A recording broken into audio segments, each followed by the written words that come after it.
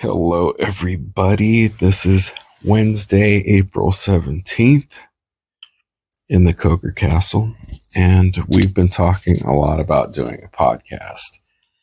Now, I've had some pretty cool experiences, and we've got to document these because God is just moving in an awesome way. Wouldn't you agree, Erica? What? And today we had a pretty good day. I did some work out Floating Feather in a gated community high-end home. Did some baseboard, and it's like 5/8, almost 3/4 thick, real wood, basic profile but classy. And then what did you do today, babe? I mostly just clean house, homemade. Spring clean, actually. That's what it'll say I did. I did a lot of spring. Did you happen to get your workout in? Oh, yeah. I also worked out and mowed the lawn and the neighbor's lawn. And just so you guys know, if you're talking about, or you hear somebody talking about, how proud they are of their wife working out and what, don't ask the guy what gym she goes to, because automatically that's a red flag. And it's like, all right, like you've been out of friend zoned. Like, has anybody ever asked you that? Yeah, that's just such an unclassy question. So don't make that mistake. We got home and I talked to Erica a lot about some of my responsibilities that I want to take over, like for good. And that's mowing the lawn. I don't want my wife mowing the lawn because she does have, or had, I would say, she's had some pain in her back. So stuff like that, like mowing the lawn and mopping the floors, that's and taking out the garbage. Like if I could do that, and she will not like nag or anything about me doing it, she'll do it. And then I'm like, man, I should have done that. What do you think? Well, I mean, I appreciate that, but I don't know when you really find the time, and then I would feel bad. But I mean, I'm willing to put you to the challenge if you would like. Yeah. But I also like to do those things. I know. And I like to do those things for you. I guess you have to find the balance between, how much you're trying to up your game at the gym. And, I think it's better to tackle like outside work as a team, for the most part. But there are things that just kind of tweak your back, and I've got a strong back. So I think where I messed up really was the spring cleaning and the yard the same day. Yeah. And that's what we learn as we're getting older. Yeah. We have to pace ourselves, but I'm trying to get more active, not because I want to be active, but because it's in me.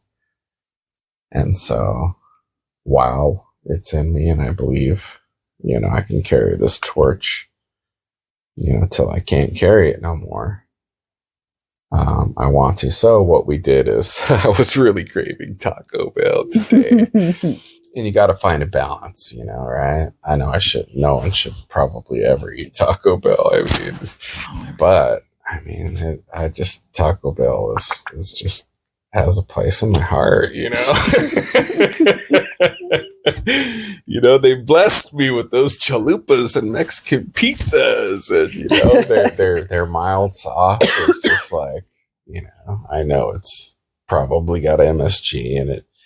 Will give me heartburn if I eat too much, but I like a little bit of Mexican food with my taco sauce, Sometimes, we don't rob banks, but we'll little robbed Taco Bell of all their mild sauce packets.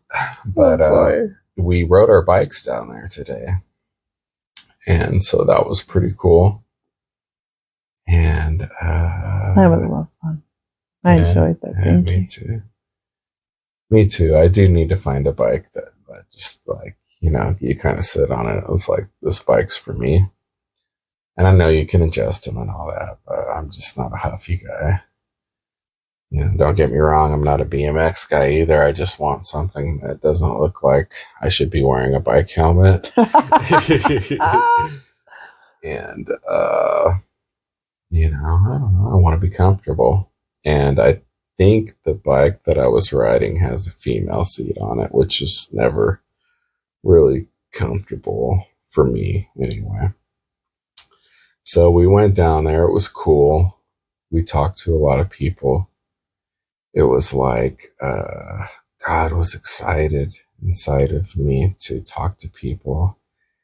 And it was like all I could see was their soul almost, you know, and I enjoyed talking to them. It wasn't something that was forced, but, I will remember those people. You know, I've been so bad in the past, just like not remembering names. Like, you know, think of yourself on the other side. Like, this person didn't even remember my name. You know, I thought me and this person, you know, like we knew each other.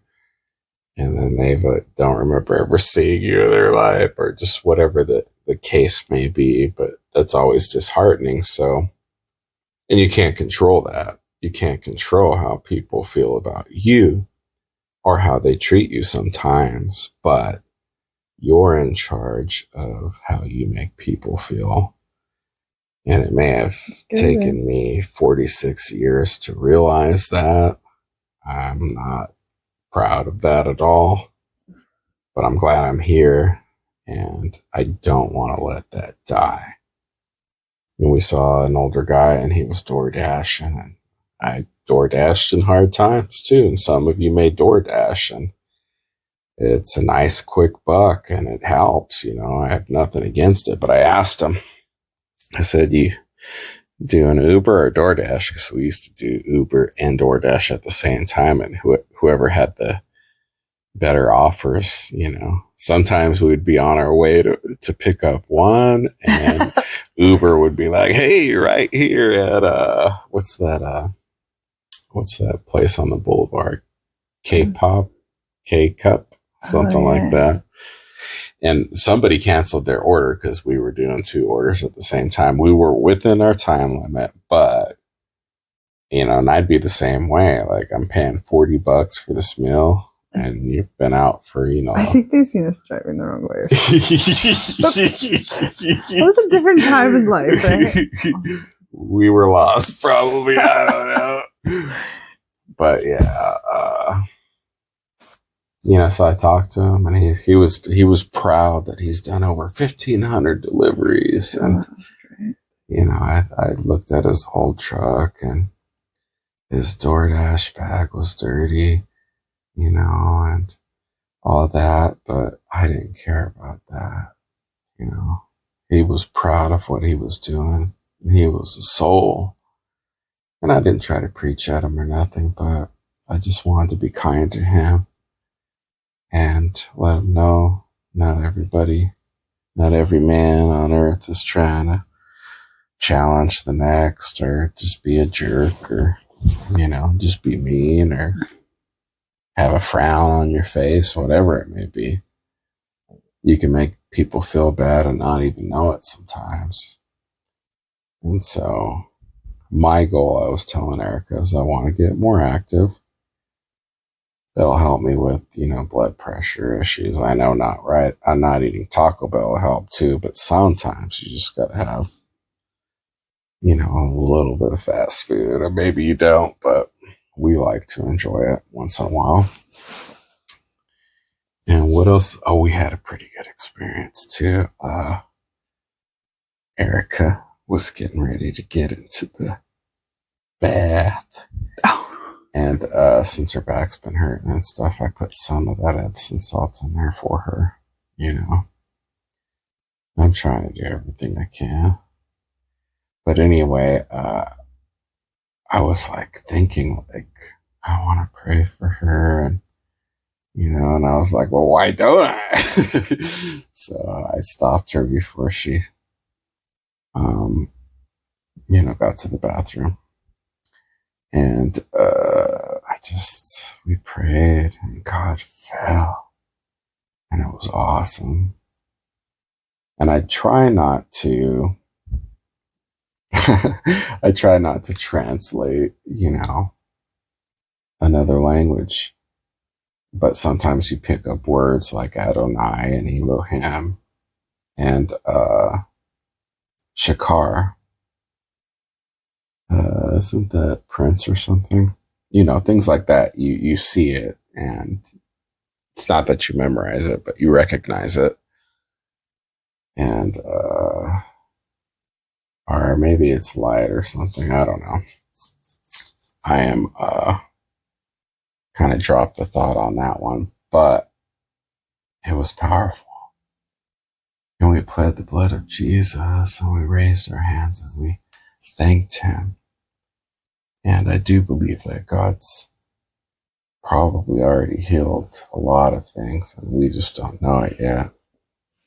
And I'm going to live my life like God did heal her, because I did hear a preacher preach, that sometimes things go downhill, they go bad because you have faith in the wrong things. You have faith that it's going to go bad, and guess what? According to your faith, it does. And I know I'm not trying to oversimplify it. I've just come to the realization, where you focus your energy, if it's into the negative, then negative things do happen. It is as simple as that sometimes. Where does your heart dwell? And I know it's not easy to put reins on the heart, and you could chastise your heart. You could, tell it whatever you want. But if you don't have God in your heart, you don't have control over your heart. If you have sin in your heart, you don't have control. I know that by experience. And I'm not trying to preach to anybody.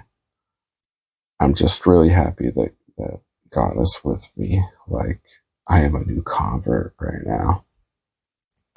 And it's hard to understand and just say that I'm a new convert without the backstory. And the backstory is wild. I stepped out of bounds, man. I did some things that were crazy, absolutely nuts. Like, why? And we'll talk about that on future episodes.